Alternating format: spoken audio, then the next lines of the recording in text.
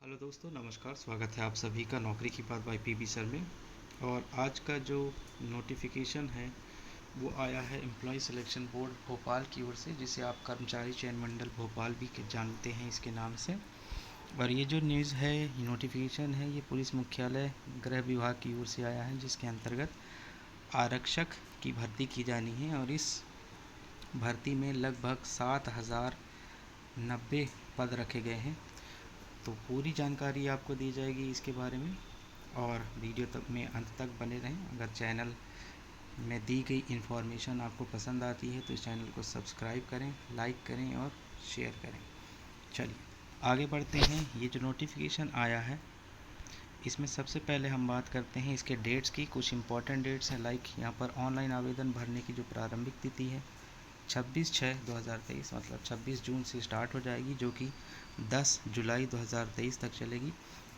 किसी कारण से बस अगर इसमें कुछ आप मिस्टेक कर देते हैं तो इसमें संशोधन करने का भी प्रावधान है।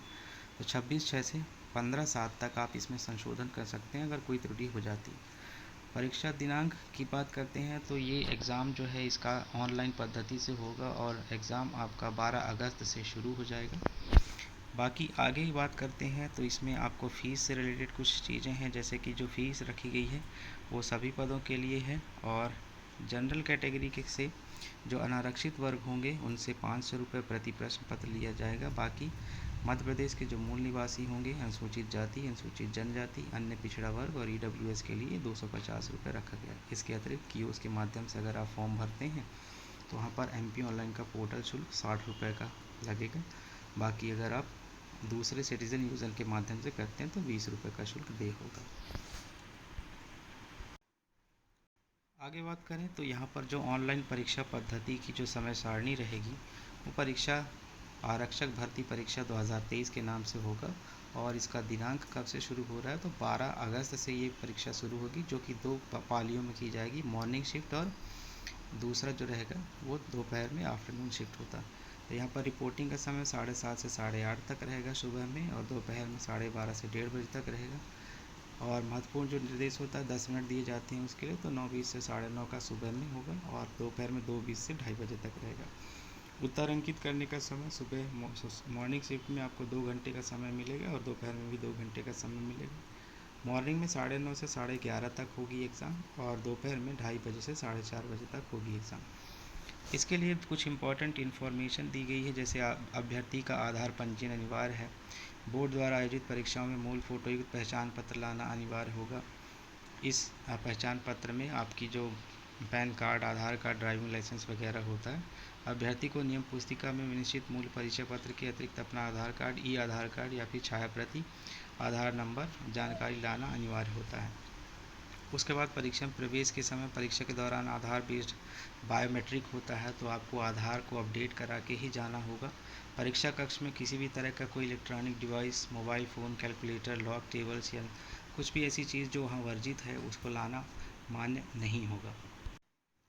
आगे बात करते हैं कि इस पद के लिए यहाँ पर कुछ इंपॉर्टेंट चीज़ें बताई गई हैं, जैसे कि ये जो पद है 2 कैटेगरी में बटा हुआ है, जिसमें आपको नॉन टेक्निकल पद मिलेगा और टेक्निकल पद भी मिलेगा। तो नॉन टेक्निकल में आपको क्या है, जनरल ड्यूटी या जीडी आरक्षक का होगा, जिसमें आरक्षक सामान्य ड्यूटी विशेष सशस्त्र बल के लिए होगा, और आरक्षक जनरल ड्यूटी विशेष सशस्त्र बल को छोड़कर होगा।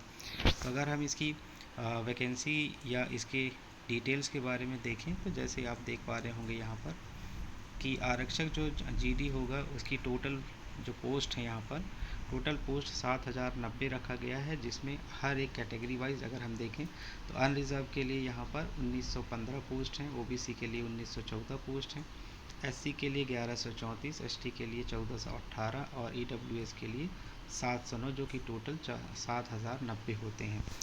उसमें अगर हम देखें यहाँ पर तो केवल पुरुष उम्मीदवारों के लिए भी कुछ है। तो केवल पुरुष उम्मीदवारों के लिए 2646 पद रखे गए हैं, जिसमें से अनरिजर्व के लिए 714, ओबीसी के लिए 715, एससी के लिए 423, एसटी के लिए 529 और ईडब्ल्यूएस के लिए 265 रखे गए हैं। बाकी आरक्षक सामान्य ड्यूटी, जनरल ड्यूटी, विशेष सशस्त्र बल को छोड़कर अगर हम बात कर रहे हैं तो यहाँ पर टोटल है 4,444 पद। इसमें अनरिजर्व के लिए 1200, ओबीसी के लिए 1200, एससी के लिए 711 और एसटी के लिए 889 पदों का प्रावधान किया गया है। फिर उसके बाद जो टेक्निकल पोस्ट है यहाँ पर, तो टेक्निकल के लिए टोटल 321 पोस्ट को रखा गया है, जिसमें अनरिजर्व के लिए 87 और ओबीसी के लिए 87, एससी के लिए 51 और एसटी के लिए 64 रखा गया। बाकी इनका जो कैटेगरी वाइज है, जैसे एक्स सर्विसमैन हो गया, ओपन कैटेगरी हो गई, फीमेल को 33% कोटा दिया गया है, ये सारी चीज़ें। इस पद हेतु जो वेतनमान रखा गया है, उसमें आपको वेतनमान पर मंथ के हिसाब से 19,500 से 62,000 तक रखा गया है। इसके तहत यहाँ पर आपको जो आपका प्रोबेशन पीरियड होगा, तो पहले वर्ष में आपको 70% मिलेगा सैलरी का, दूसरे वर्ष में 80% और तीसरे वर्ष में 90% के साथ स्टाइपेंड दिया जाएगा। बाकी 3 साल का जो प्रोबेशन पीरियड होगा वो कंप्लीट होते ही आपकी सैलरी पूरी 100% हो जाएगी। न्यूनतम शैक्षणिक की योग्यता की बात करते हैं, तो यहाँ पर आपको जो जीडी होगा आरक्षक के लिए, उसके लिए 10+2 प्रणाली के अंतर्गत 10वीं कक्षा की परीक्षा अथवा हायर सेकेंडरी परीक्षा उत्तीर्ण होना चाहिए। और ये किसके लिए है? अनारक्षित, अनुसूचित जाति, अन्य पिछड़ा वर्ग के लिए शैक्षणिक योग्यता है। बाकी जो अनुसूचित जनजाति है, इनके लिए 8वीं कक्षा अथवा उसके समकक्ष परीक्षा उत्तीर्ण होना चाहिए। रेडियो ऑपरेटर के लिए सबसे ज़रूरी बात यह है कि 10+2 प्रणाली में आपको 12वीं कक्षा उत्तीर्ण होनी चाहिए। साथ ही किसी एक संस्था से, पॉलिटेक्निक हो, संस्थान हो, कॉलेज या विश्वविद्यालय हो, यहाँ से आईटीआई जो कि electronics, electricals, hardware, computer hardware या कंप्यूटर हार्डवेयर या कंप्यूटर एप्लीकेशन को नहीं रखा गया, computer hardware, telecommunication, instrument mechanic या सूचना प्रौद्योगिकी इंजीनियरिंग में 2 वर्ष का पाठ्यक्रम होना चाहिए। मतलब 10+2 पद्धति से 12वीं कक्षा उत्तीर्ण और आपके पास 2 साल का आईटीआई डिप्लोमा होना चाहिए, तभी आप आरक्षक रेडियो ऑपरेटर के लिए एलिजिबल हो पाएंगे।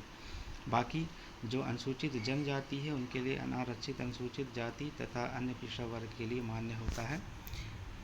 आगे बात करते हैं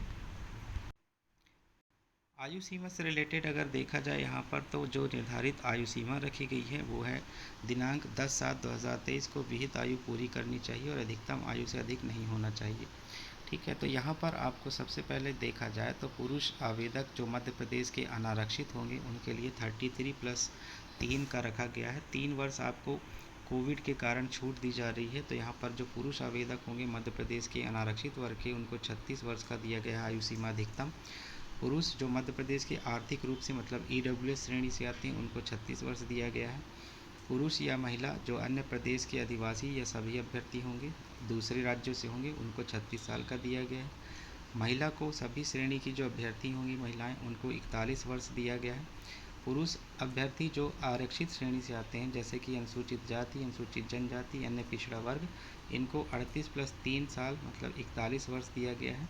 पुरुष सभी श्रेणी के शासकीय निगम मंडल स्वशासी संस्था के कर्मचारी या जो एक्स सर्विसमैन कैटेगरी में आएंगे, उनको भी 41 ईयर्स का दिया गया है। ऐसे पुरुष जो अनारक्षित और आरक्षित श्रेणी के साथ साथ अंतर जाति विवाह प्रोत्साहन पुरस्कार से सम्मानित हैं, उनको 41 वर्ष और दूसरे अदर कैटेगरीज रखे गए हैं। तो ओवरऑल यहाँ पर एज लिमिट जो है वो 33 साल से बढ़ाकर 36 साल कर दिया गया है और 38 साल से बढ़ाकर 41 साल कर दिया गया। तो ये एक बेनिफिशियल है सभी लोगों के लिए कि आपको मौका दिया जा रहा है। इसकी परीक्षा योजना देख लेते हैं। तो इसकी परीक्षा योजना बच्चों 2 चरणों में होगी। पहला चरण जो होगा वो लिखित परीक्षा के माध्यम से होगा और जो दूसरा चरण होगा वो आपका शारीरिक दक्षता परीक्षण होगा। ठीक है, लिखित परीक्षा जो है वो अधिकतम 100 अंक के लिए होगा और जो शारीरिक दक्षता परीक्षण है, इस बार इसको भी 100 नंबर का रख दिया गया है, जिसमें से 40 नंबर होंगे। 40 नंबर ये रनिंग का होगा, 30 नंबर जो होता है वो शॉट पुट होता है, मतलब कि गोला फेंक का होता है, और इसमें 30 नंबर रखा गया है। ये 30 नंबर आपको लॉन्ग जंप के लिए रखा गया है। सो 3 इवेंट्स रखे जाएंगे शारीरिक दक्षता परीक्षण में, जो 100 नंबर का होगा, 40 number running, 30 number shot put या गोला फेंक और उसके बाद 30 नंबर का आपको लॉन्ग जंप रहेगा। तो टोटल 200 पूर्णांक होंगे, लिखित परीक्षा के 100 और शारीरिक दक्षता परीक्षा के 100। तो इन 200 में से जो भी आपका मेरिट बनेगा उसके हिसाब से मार्किंग की जाएगी और फिर आपको क्वालिफाई या डिसक्वालीफाई घोषित किया जाएगा।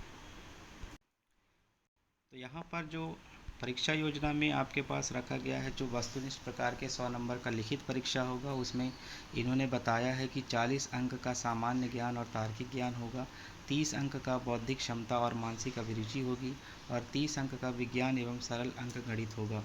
सो यहाँ पर टोटल 100 क्वेश्चन होंगे, जिसमें से आपको क्वालिफाइंग मार्क्स प्राप्त करने होंगे ताकि आप दूसरे चरण में पहुँच पाएँ। और दूसरे चरण में भी 100 नंबर में से आपको क्वालिफाइंग मार्क्स होना चाहिए ताकि आप मेरिट में स्थान बना पाएँ। तो आशा करते हैं आपको ये जानकारी अच्छी लगी होगी। अगर अच्छी लगी तो चैनल को सब्सक्राइब करना मत भूलिएगा और साथ ही साथ लाइक करने के अलावा इस वीडियो को शेयर कर दीजिए ताकि ज़्यादा से ज़्यादा लोगों तक पहुँच सके। धन्यवाद आप सभी का। तैयारी अच्छे से करते रहिए, अपना ख्याल रखिए, खुश रहें। Thank you.